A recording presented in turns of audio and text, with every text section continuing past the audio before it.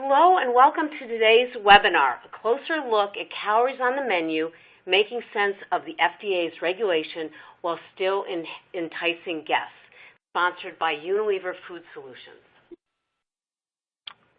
My name is Lisa Carlson, and I'm the Nutrition Manager at Unilever Food Solutions, and I will be your moderator today. Our speaker is Betsy Craig, CEO and founder of Menu Trendfo, and that's a company that partners with food service establishments to help them comply with nutrition and government regulations such as menu labeling. And throughout the webinar, we encourage you to ask questions by typing in your questions using the Q&A widget on your screen. And we'll answer those questions at the end of the presentation, but we want to encourage you to submit a question at any time. And if you experience any technical difficulties during the webinar, please use the help button at the bottom right of the screen. And lastly, if you'd like to join the conversation on Twitter, today's hashtag is #MenuNutrition. And we're also recording today's session, and we will email you as soon as the on-demand recording is available. So before I turn the session over to Betsy, I just want to provide a few brief headlines about Unilever and why we're sponsoring this webinar. We're a company of more than 400 brands with sales in about 190 countries around the globe. And many of our brands, as you can see on this slide, are familiar to you, especially in the food service kitchen with Lipton, Knorr, Hellmann's, and Lagoo. And with this kind of global reach comes tremendous opportunity, but also tremendous responsibility. And in 2010, we announced the Unilever Sustainability Plan, and it has 3 pillars, and I'll just put these up really quickly. The first one's to help more than 1 billion people improve their health and well-being. The second is to have our environmental footprint, and the third is to source 100% of our agricultural raw materials sustainably. And we have a robust plan to meet these goals by 2020, and we're happy to say that we're well on our way on this journey. Our goal is also to partner with people like you, chefs, operators, health professionals, to really share what we've learned along the way about nutrition, sustainability, and trends. And that truly is the purpose of this webinar, to bring you a little bit more information on menu labeling that we thought you would be interested in knowing. And we have a pretty extensive agenda, as you can see, a lot to cover, but we do also want to make time to answer your questions. So now I'm going to turn it over to Betsy Craig, who I said was the CEO and founder of Menu Trendfo, to cover a closer look at calories on the menu. So Betsy, take it away. Thank you, Lisa, and good afternoon and good day to all of you on this webinar and those that are going to listen later. First, I want to thank Lisa and Unilever for the opportunity to share the knowledge about menu labeling regulations in the form of this webinar, a closer look at calories on the menu. So thank you, Lisa, and thank you, Unilever, for all you are doing to help nutrition in the food service space. And then I would like to thank the attendees for taking their time to learn a little bit more about menu labeling with us today. And again, as Lisa said, if you have questions, I always encourage people on webinars to put the questions in as they come up, rather than trying to remember them after the fact. So let's start right away, hot off the presses. December 1st, 2015, that deadline is fast approaching. It is 5 months and a couple weeks away. If nothing changes with legislation, I'll get into that in a little bit. However, we are just 5 short months or so away from menu labeling. I will tell you that it took just a mere 4 years, 8 months, and 2 days to get enacted after President Obama signed in the Affordable Health Care Act. Menu labeling comes straight from that act, and it's Section 4205. So as we know, it was included in the Health Care Act. and then it took just under 5 years for the FDA to start to give us the guidance, the documented guidance, 395 pages, whittled down to 105 pages, and it is filled with details and descriptions that we'll dive into today. Many of the details in the FDA final regulations are super helpful. There are absolutely still some question marks where people like myself would love some periods. I will tell you that. The final bullet on this slide in front of you talks about updates from recent Capitol Hill push.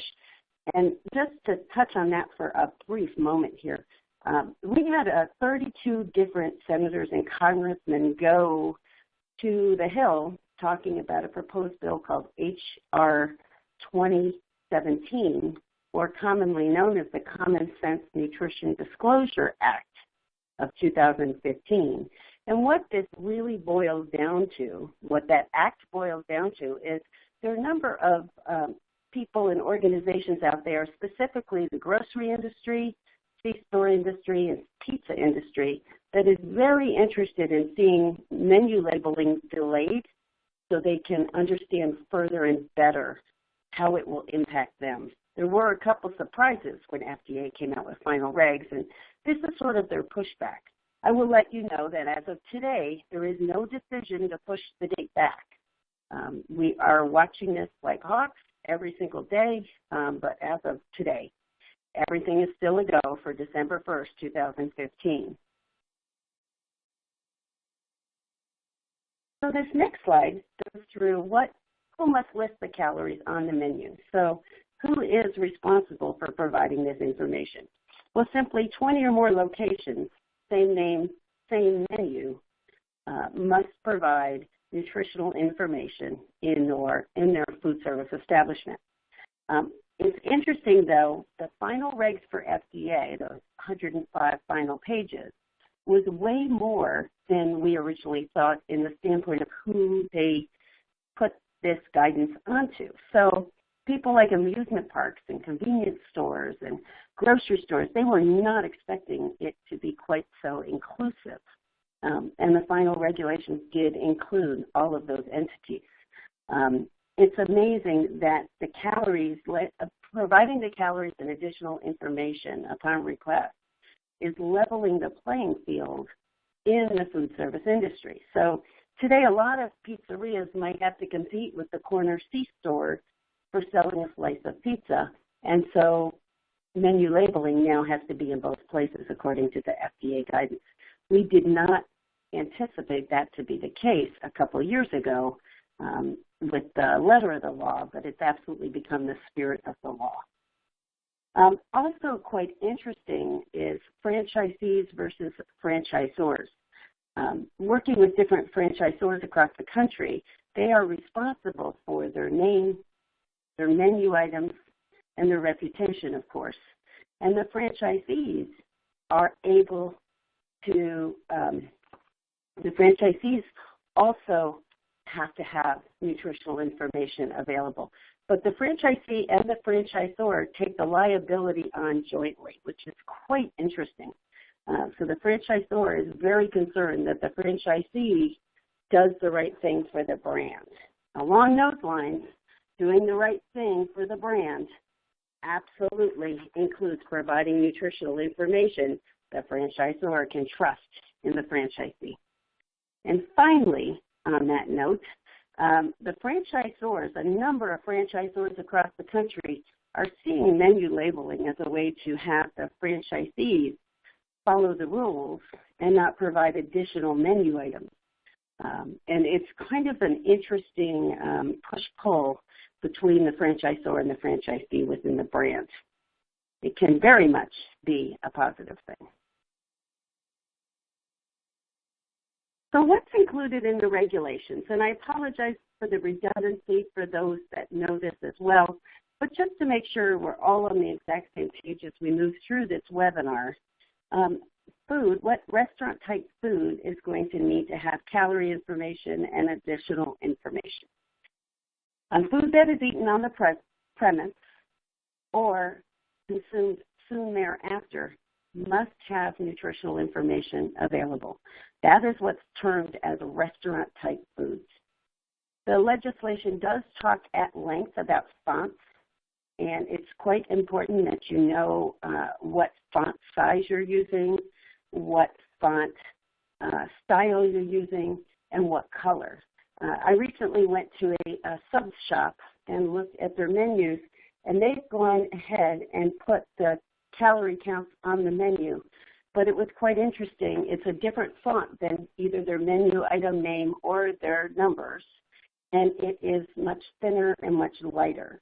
And as much as I love the fact that they're up there and the numbers are up there, and it looks like this particular brand is absolutely trying to lead some charge for sure, they're going to have some pushback on their final menu boards. The additional information available upon request is simply those 13 macronutrients that we see, and they're the same sort of nutrients you would see if you flipped around a soda can or an iced tea bottle that you're drinking from today. Those big top nutrients that we're all super familiar with. So where must the nutritional information be displayed? Well, the calories need to be on all menus and menu boards. This also includes, so things like, your menu boards behind your counter or the actual printed menu in your facility. It is also important to note that things like table tents, flyers, catering menus, all of those are going to have the calories listed if they do, in fact, contain a menu item name and a price. You will also have to have the calories there. Billboards, things like advertisements. If a consumer can make their decision based on the piece of paper or the sign they're looking at, then it also must have the calories. Again, it's all part of the decision. That's a key word in the FDA guide. And then finally, we have this disclaimers. The FDA came out and said these are the two very specifically worded disclaimers that must be on every menu and menu board. However, if you have multiple menu boards that make up the menu for the counter, so say 5 or 6 menu boards behind the counter to show your full menu, not both of these need to be listed across each. There is a way to utilize some additional space or one line additional information available upon request can cover multiple boards. So common questions and ways to avoid stumbling blocks. We're now moving on to more specific areas. And again, if you have questions, put them in that Q&A, and we will get to the Q&A section towards the end of our webinar today. But just want to remind you to go ahead and type them on in there. But this next section, let's look at common questions and ways to avoid those good old stumbling blocks. So what items are exempt? Let's start with what we don't have to worry about. And I will try my very, very best to make this very clear. Custom orders. So things like a pizza, a sandwich, a taco, a salad that is not one of your specific branded types. So in other words, somebody comes in and you have the calorie information out there for a cheese pizza, but they decide they want to put pepperoni and sausage on that cheese pizza. You are not expected to have the calorie counts for those custom orders. Just like somebody takes something off of one of your Charlie's Best subs, and somebody comes in and says, I'd like my Charlie's Best sub, but I don't want it with the cheese. You are not expected to have the nutritional information for that particular customer's order without the cheese. But if you do have a named item like Charlie's sub, you are expected to have that nutritional information. Daily specials. So if an item is a daily special, say every Monday is Meatloaf Monday or Meatless Monday, so your special is a meatless item, as long as it only happens 59 days or less, you're good to go on your daily special. So if something is on Mondays, obviously it's 52 days a year, and it does not cross that threshold of 60 days. So daily special is perfectly fine to not have calorie count and nutritional information. Market test items. This is what's interesting. Market test items and LTOs. A market test item might be something that you want to try to see if boneless ribs sandwich is going to make it in your establishment. Or, you want to try a new flavor, or you want to try a new flavor for hot wings. You might test those in your marketplace or in multiple marketplaces for up to 90 days. Basically, 89 days or less is the threshold for a market test item. And that has to be consecutive days. Therefore, sharing with the FDA that you are, testing this in different marketplaces to see if it's a special or something you want to bring on your regular menu. You need to change it significantly to then continue a market test. We have people that say, can't we just add some French fries instead of, regular French fries instead of sweet potato fries and change it that way. And the wording does say significantly different, so that's important. The next area is LTOs. We see a lot of table tents and signage and summer specials or summer salad or in the fall, a lot of harvest breads and harvest salads. Those are all considered LTOs, limited time offer, and that has to be 59 days or less, and it can be consecutive or non-consecutive. So if you have something that does great in the spring and in the fall, you can run each of those for 29 days, but you can't run each of those together for 30 days or 32 days because you're going to hit that 60-day threshold. Condiments for general use are super helpful for menu labeling because you do not need to label your condiments, and that absolutely can benefit those that use mayonnaise on a sandwich. You can have mayonnaise provided on the side, and the mayonnaise is already labeled in the jar, so it doesn't add that extra calorie count and nutritional count to the sandwich, and after all, it is a consumer's choice anyway. And then the last two items, bulk bin items and food sold by weight, are not mandated for menu labeling. Let's take a look at self-serve items. How do we expect self-serve items to be labeled? First, I want to let you know that this pertains to hot bars, cold bars, salad bars, taco bars, pizza bars, any kind of thing where the person gets to make their choice walking up and down the line. I think that this applies to them, and it's kind of all-encompassing about posting nutritional information on bars.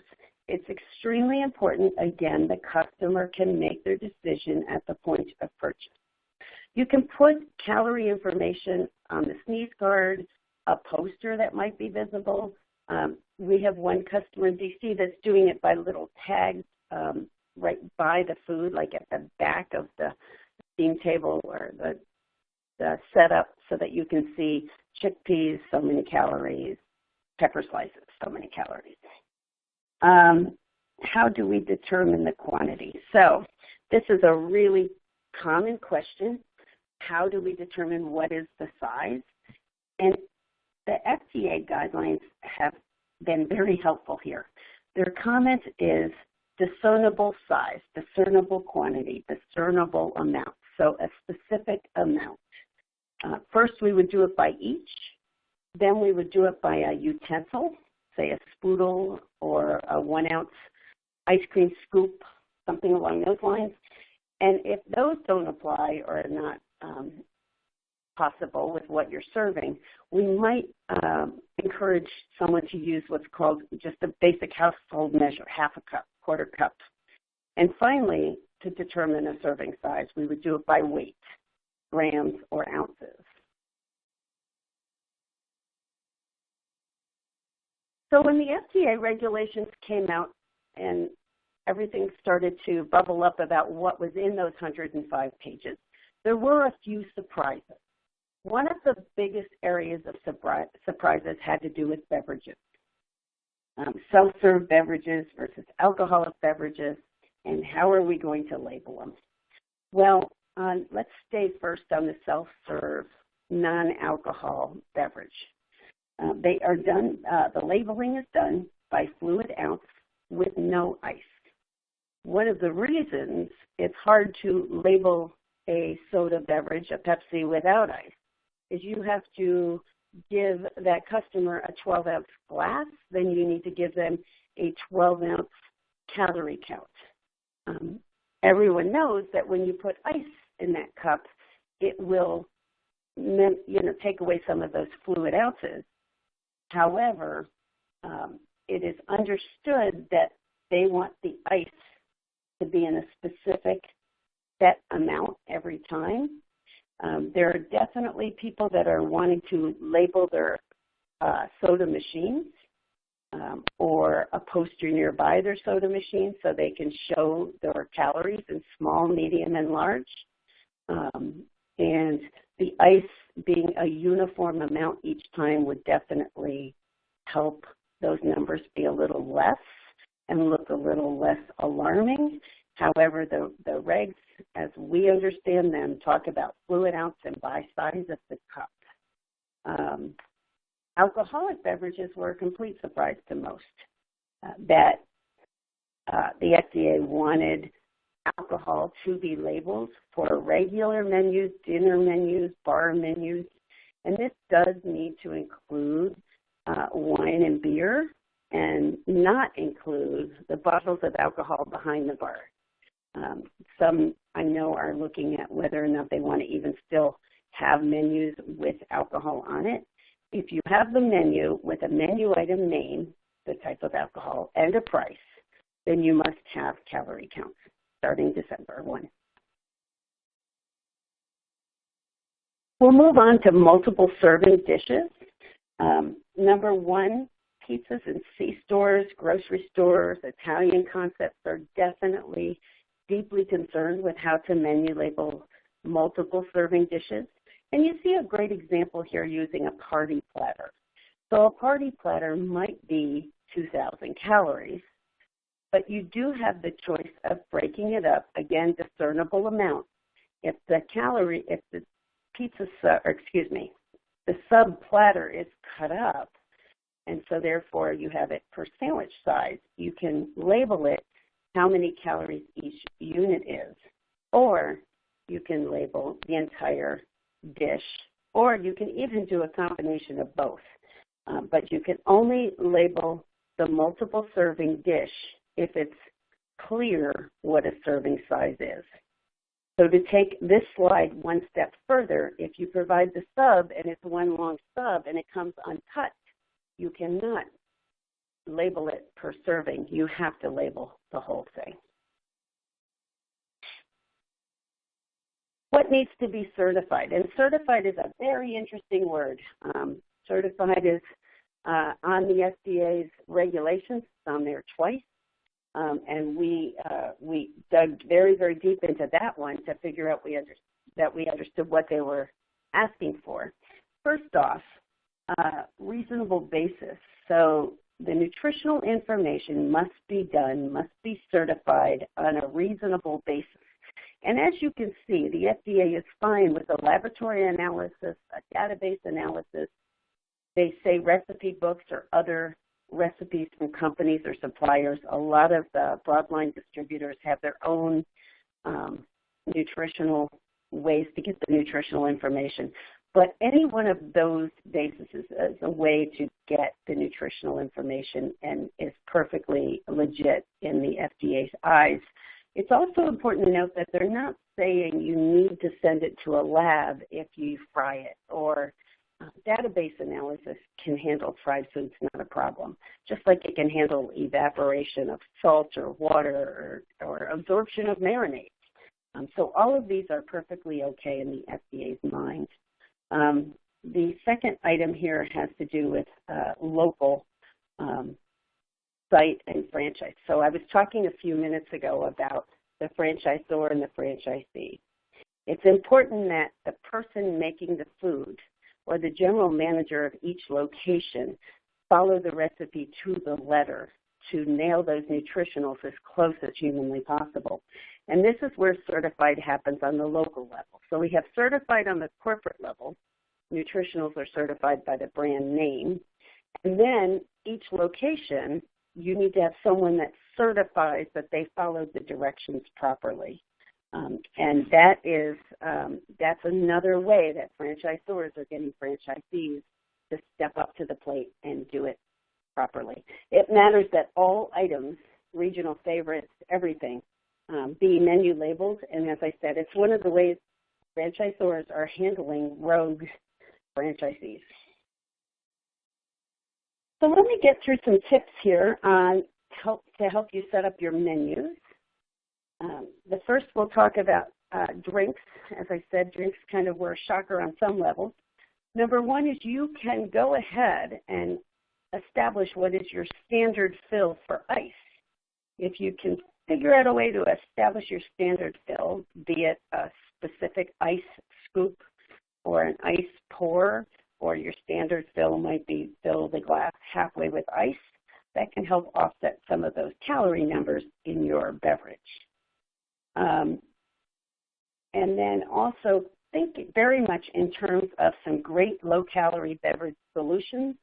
Something like iced tea might be the wonderful go-to automatic default on a menu item to keep those calorie counts on the lower side and avoid sticker shock, whereas you give the client what they want and their option. But using a lower calorie beverage as a go-to makes everybody happier as far as what the numbers look like on the menu.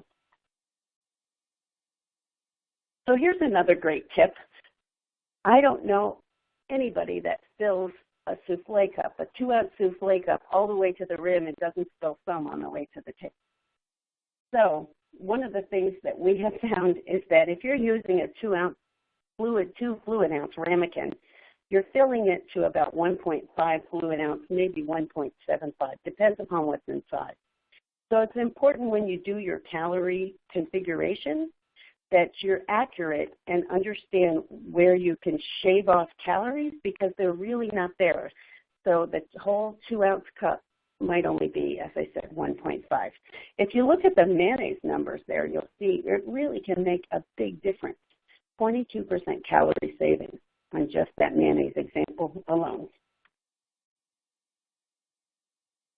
So be conscious with condiments.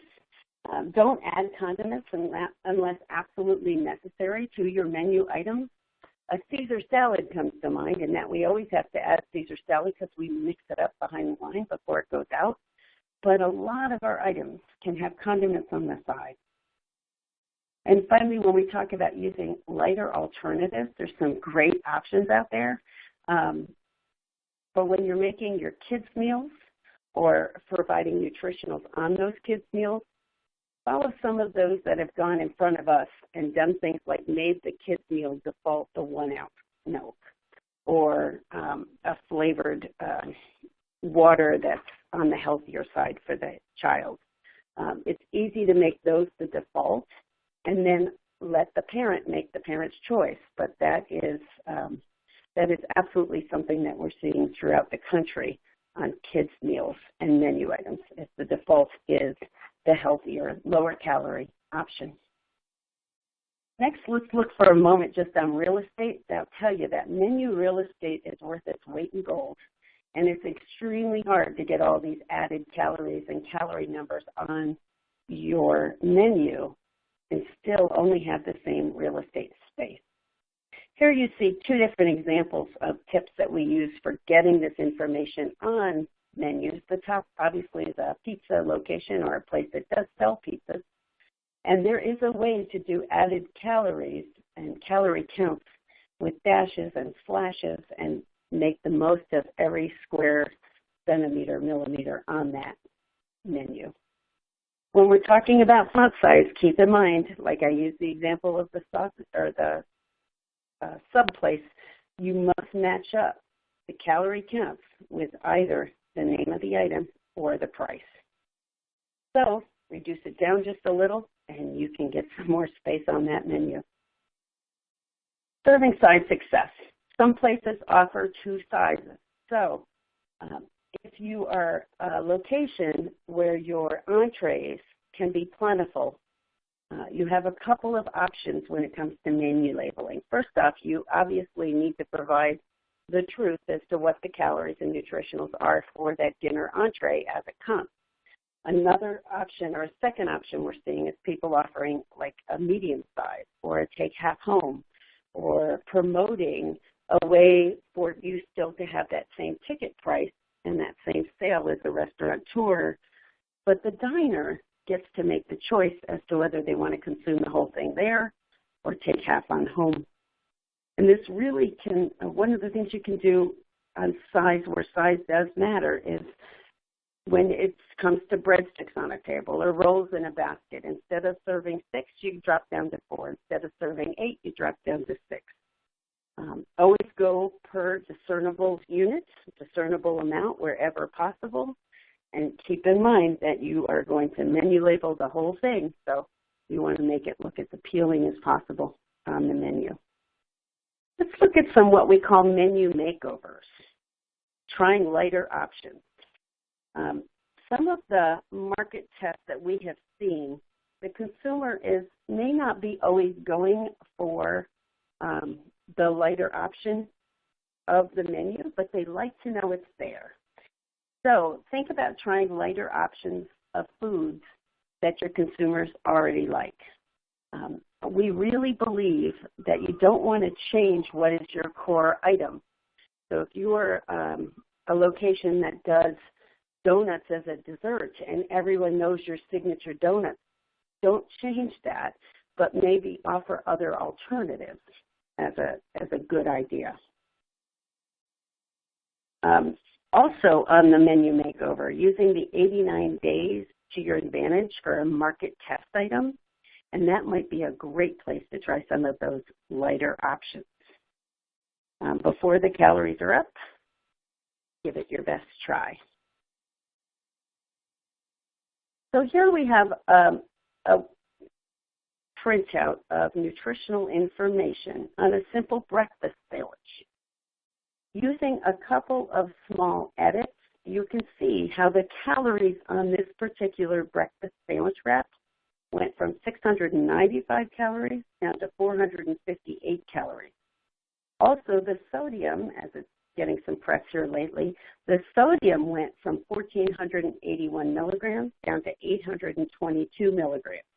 Now, I happen to know a lot of that sodium went away or went down when we changed the salsa and went to a fresh pico versus a jarred salsa. It cut it drastically. So when we're looking at numbers, there are simple edits that can make major differences. Again, always keep in mind you don't want to change the taste. People come to us because our food tastes great. But this is absolutely the food science end of what we do. And here you can just see a couple of labels side by side. One is a regular portion versus a smaller portion. I won't get into the whole story on that. I will say that this was an Italian concept, or is an Italian concept that does quite well. And people love their food. But people go there for the treat and the special food. So the 1,610 calories for the entree, they're going there to eat that for dinner. The restaurant itself didn't want to lose the customer, so they went to smaller portions as well. Many of us are very familiar with the You Pick Two concept. There's a number of reasons this menu makeover is great. One of the reasons is you list the calorie counts for what is the half a sandwich or the cup of soup versus the bowl of soup. It does allow the clients to do the math. It allows our diners to pick what they want to consume and make the best choice for themselves. Next, we'll look at some shrimp. Do you want that grilled or fried? Something simple as taking a fried shrimp platter and making it a grilled shrimp platter. You don't lose the revenue for the menu item. What you do is you offer it the way the client likes it. When you go from grilled to fried, you drop 200 calories on this particular example. Pretty amazing to let the consumer make their choice. And again, all the while keeping your price points the same and sales steady. So substitute sides. One of the options might be to change what is the default. We have seen this, again, I go back to what we've seen in our industry with the kids' meals, defaulting to grapes and half a size of French fries, or defaulting to juice instead of a soda beverage. So not necessarily changing the main dish, but changing the side and what comes with it as the straight option.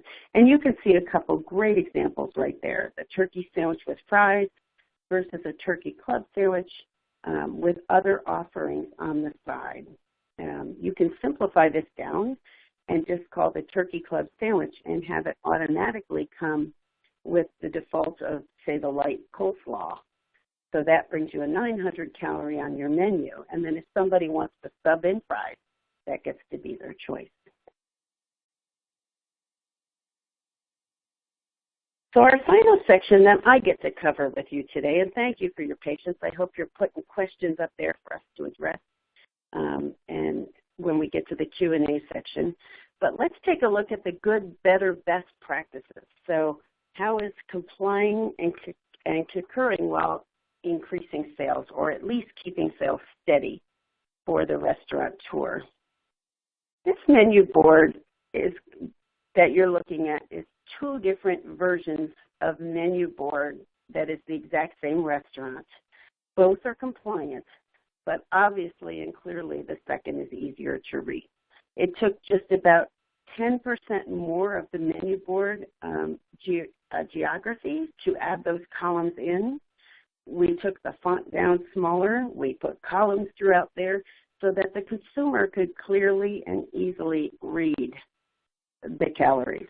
It's interesting, the restaurateur originally started with everything being a dash, add 15 to 45 calories. If you look just on that first one, lettuce adds 5 to 15 calories versus the slide to the right or the board to the right makes it just much clearer spelled out for the consumer. And next we are showing an example of Panera's menu board. When they came out years in front of everybody providing menu information and nutritional information on the menu, you can see how they use color to their advantage in that they have the green from their title that they're using in their calorie counts. Ultimately, some of this will still need to be tweaked because the calorie counts are not as big as the pricing, but they are using the same font, and it's right there, half and whole portions for those going in to dine at Panera. And finally, on that particular slide, one of the things we really love about that slide is that it shows the side choice and lets the consumer make their option from 80-calorie apple all the way up to the whole grain baguette at 190 calories. And the final slide I get to do with you today is this mock-up pizzeria menu that we did, where we showed how to add calories and where to put calories on the menu if you are a pizzeria and what's going to be mandated, be it a range of calories or specifically for each size. Like under a 10, 12, and 14-inch pizza, each one of those sizes must have a calorie count. Or if you have a signature, say, margarita pizza, the calorie count must be there that way as well. If you scroll down towards the bottom of the screen, you will see that they have a build your own, very popular. And the build your own just needs to have calories listed either with the range or individually, more so like I showed you on the salad location. So thank you for your time. I get to hand it back over to Lisa at this time. Thank you, Betsy. Your presentation has spurred a lot of questions, and I'm going to try to go kind of quickly through the last couple parts so we can get to some of them, and then we'll tell you a little bit more about how we're going to address the very many questions that have come through. Tell you a little bit about Seductive Nutrition. This was a study that we commissioned, a global research study in 10 countries around the globe. And we looked at U.S., U.K., China, Brazil, Russia, Indonesia, South America, South Africa, Germany, Poland, and Turkey, and we asked people who ate out at least once a week what they were looking for, especially when it came to health and well-being. And the research was recently published in the Journal of Food Quality and Preference this past April. And what we found was, and I'm going to have someone advance the slides to the next one. But what the research found was that people really are looking for healthier items when they eat out, but they also really want to treat themselves. And what we call this is the sweet spot, because it's kind of the best of both worlds, that people really want a little bit healthier, but they also want to treat themselves. And so this concept really goes nicely with menu labeling, because as operators and chefs are trying to make things a little healthier on the menu because they don't want people who come in to have that calorie sticker shock, we're encouraged by this research that says that what people really want is just slightly healthier, and they want some of their favorite foods to be slightly healthier. And if you can advance it just a couple more clicks, it will show, yes, that's great, that the Seductive Nutrition is that sweet spot. If you go to the next slide, it shows the Seductive Nutrition approach. And basically what this means is to select a favorite dish. And as Betsy said, we wouldn't encourage you to select your absolute bestseller top dish, although if you select something that is kind of in that favorite category, that's what people are going to want to eat. And those are the things they want to eat and have it a little bit healthier.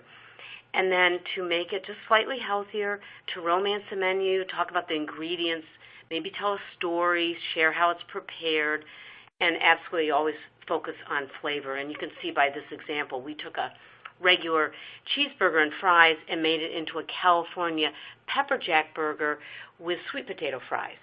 And maybe it has an artisan roll, or maybe it's whole grain, and maybe it's just a little bit smaller so that there are fewer calories. When we did the calorie analysis, we found we could take about 300 calories off the burger just by making some small changes. So if we go to the next slide, we're going to talk a little bit about resources to support your efforts. And you can click through to one more slide as well.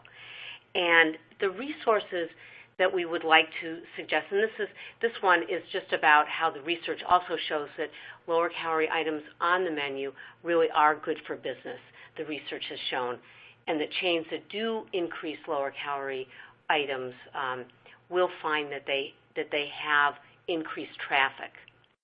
If you can go to the next slide, we'll talk about the resources. And what we found is there's a lot of trade associations that have resources, whether it's National Restaurant Association, Convenience Store, Food Marketing Institute. You can go to one more slide. The FDA has some good information, and obviously they have the entire regs, which we encourage you to go through. There's an infographic as well.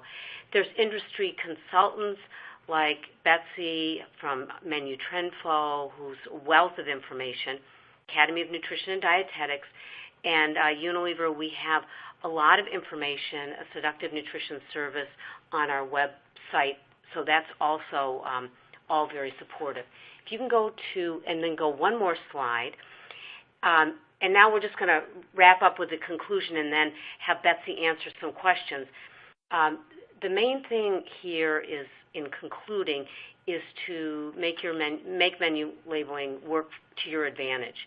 And even if, like Betsy said, there's a little bit of a delay, maybe there are going to be some customers who have a little bit more time to implement, use it to your advantage. Take this as a time to review your menu items and go through it and see if there are maybe some tweaks that you can make, or even just romancing the menu, making sure that the flavor stands out.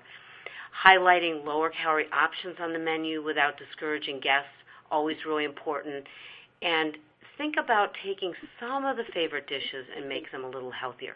Of course, you want to be a little bit careful with those, romancing the menu and being careful with where you put them back on the menu.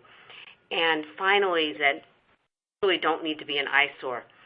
There's a lot of ways that you can work to make them attractive and compliant. And we really appreciate you being a part of this webinar. As I mentioned, we have a lot of questions, and what we're going to do is we're going to go through a couple of them. I know we're not going to be able to answer them all right now. And then we are going to be sending out a link to the website and also a link to answers to some of the questions. Betsy, were you trying to talk? No, I wasn't. And I love all the questions. I'll tell you, Lisa, there's some really, really great questions. So thanks for making sure to leave our contact stuff up there, too. That's great. Great. Betsy, I don't know if you've had a chance to look at them. Do you want me to just kind of rattle off a couple that I have that I've been pulling off? Sure. Okay. There were several questions about almost the regulatory area, like how will menus be audited? What's the penalty for non-compliance? Who's going to enforce the regs? How do we know? How does a local franchise certify their procedure? Maybe you can have a quick answer to some of that. So yes, Lisa, I'll do my best to give it very quickly here for you folks.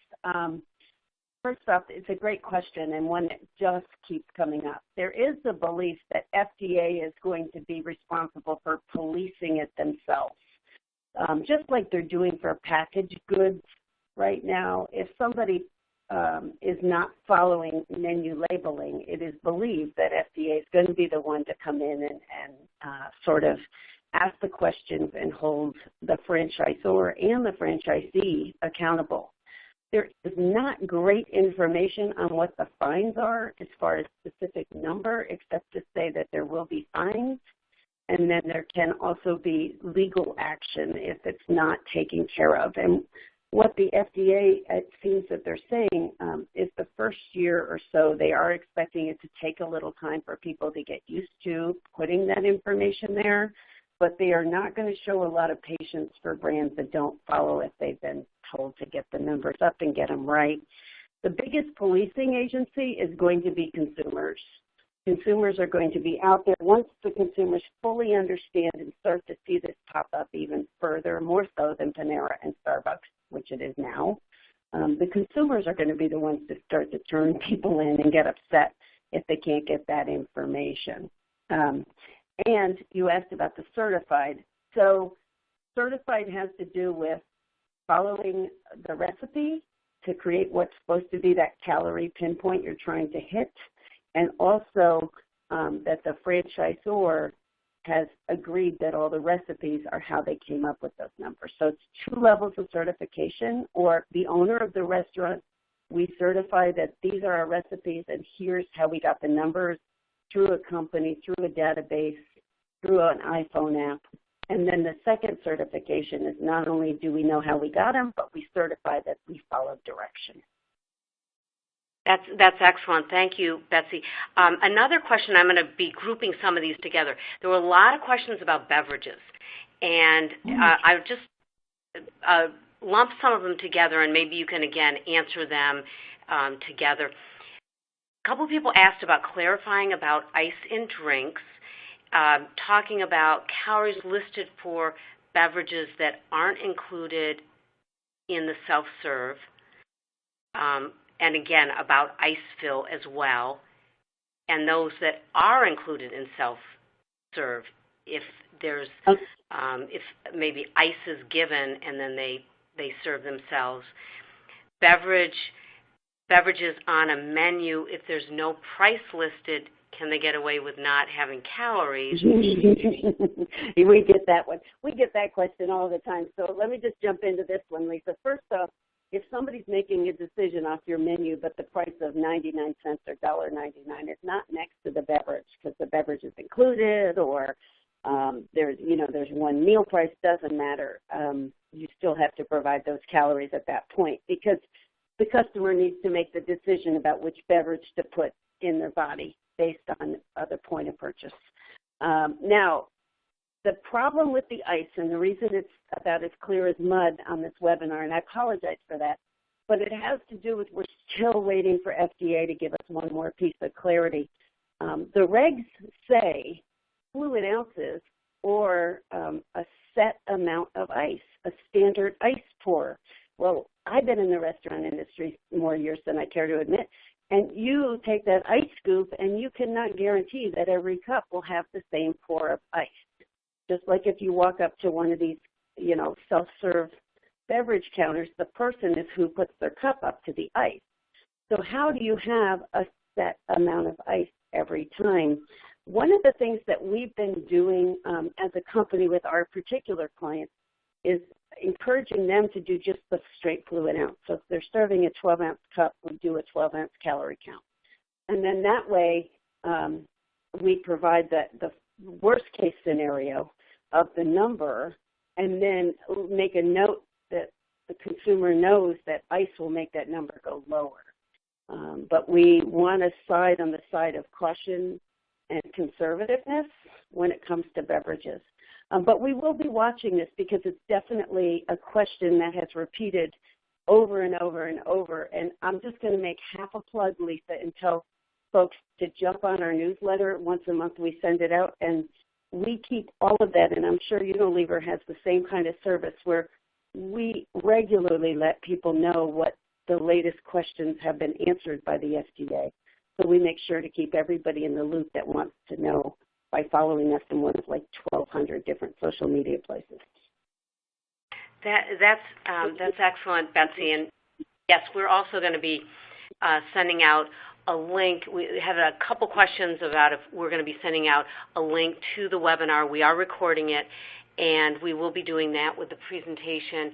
And like I mentioned, and as Betsy mentioned, we're going to try to compile these questions and put answers to them if we haven't sent back and if we haven't been able to answer them.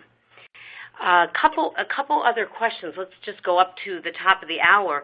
And there are a couple questions about condiments for general use and things like if syrup and butter available for pancakes and those kind of things. If calories need to be. Yeah, if calories need to be on the menu. So most places would serve pancakes without calories and would simply provide pancakes without the syrup calories and would simply provide the syrup on the table. And that makes it legit. That's perfectly fine within the FDA regs. And same with butter. So instead of putting the one small 1 ounce scoop of butter on top of the pancakes, have the butter table side for the consumer or have it come separate in single serving packages. That is the way to make the calories real and authentic and honest for the pancakes without having to try to guesstimate how much butter or syrup the consumer is going to use. This is the benefit to not needing to label condiments on top of your menu items on your boards. Right there, whoever asked that question nailed it. That's great. We have a couple questions around grab and go, and many of the questions are around, can you clarify how grab and go labeling will work, and do all items need to be labeled? So talk a little bit about that, if you will, Betsy. Absolutely, Lisa. So grab and go does need to be labeled, and grab and go is kind of falling under the label of packaged goods. If you have sandwiches that are done in plastic wrap and have some kind of sticker on them, and you're selling the sandwich where somebody walks in, grabs it, and takes it and eats it elsewhere, it must have nutritional information. One of the things that is easy to do is give it a real nutritional fact panel. You're already doing nutritional information, which is where the fact panels come from, and you have a packaged good. It becomes a packaged good for the restaurant to make. So we are seeing more and more that that's being held to the standard of the packaged goods, even though you might not have it on a production line. But through menu labeling, yes, you definitely need to have nutritional information there. Great. A couple questions about franchises and what even qualifies as a franchise. A couple people ask questions about if their franchise unit has units in several different states and only a few in one state, does that do the 5 units in one state have to comply? I guess looking at the idea of maybe 20 units, we kind of have that in our head. So if you can talk a little bit about Right. Well, 20 units is 20 units overall, nationally.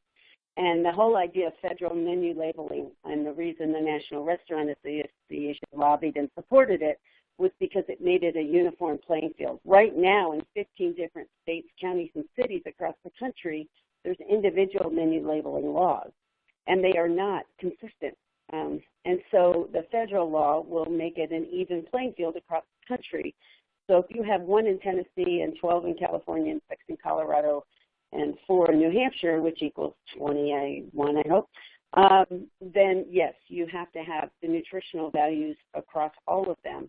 But you do not need to put nutritional information on your menu unless you have 20 units, same name, relatively same menu. And relatively means they could have a crab cake because they have one in Baltimore and only in their Baltimore location, but everything else is just fried fish. Betsy, are U.S. military, are the military dining services required to follow these guidelines as far as you know? As far as I know, yes, and it's and I'm stumbling because I know more than I can say out loud. Yes, just like contract food manufacturers or contract food services that have multiple locations.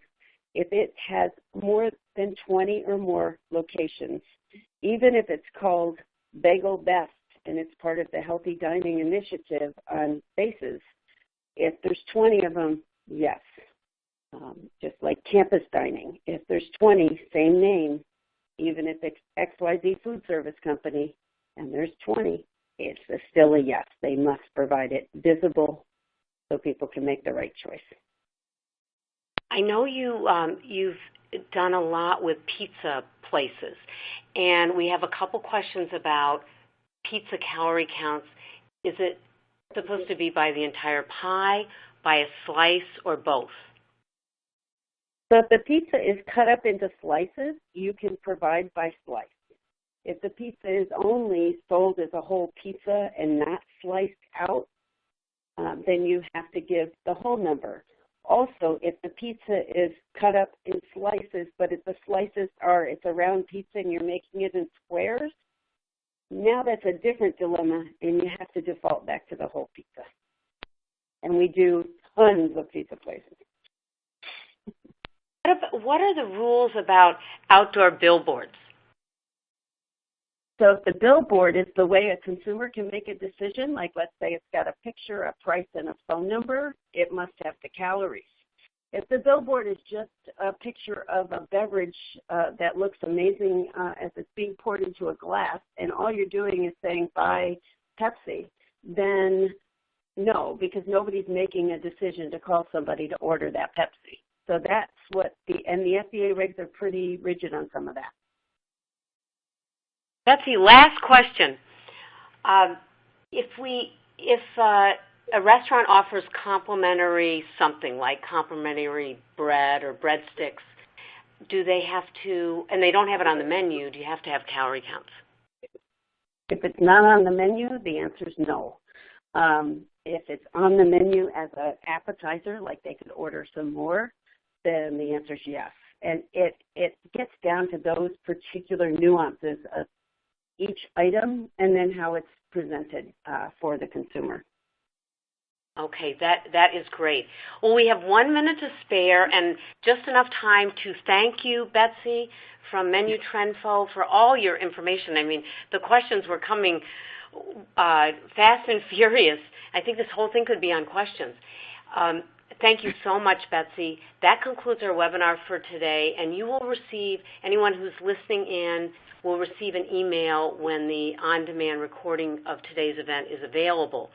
And for more information, you can visit unileverfoodsolutions.us or ufs.com.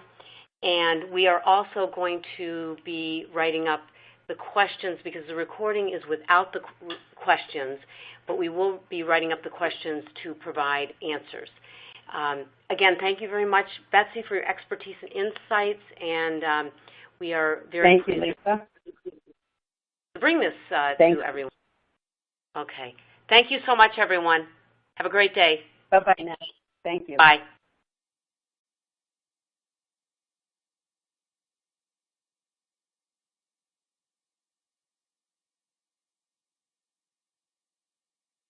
Hello?